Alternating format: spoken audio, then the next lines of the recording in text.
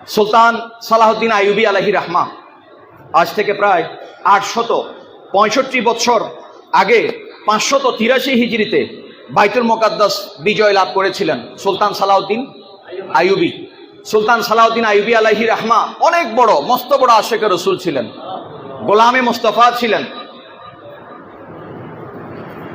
সুলতান সালাহউদ্দিন আইয়ুবী সেদিন বাইতুল মুকাদ্দাস বিজয় করবার সময় ওনার সাথে যে সমস্ত সৈন্যরা ছিলেন অধিকাংশ সৈন্যরা সিয়ার ও আলামিন নুবলা ইমাম জাহাবী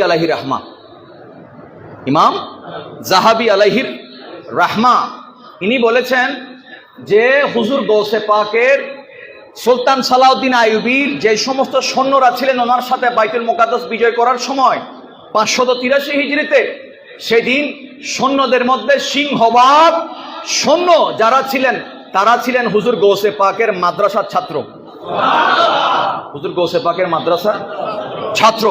আর কিছু ছাত্র ছিলেন হুজ্জাতুল ইসলাম ইমাম গাজ্জালি আলাইহি রাহমার মাদ্রাসার ছাত্র।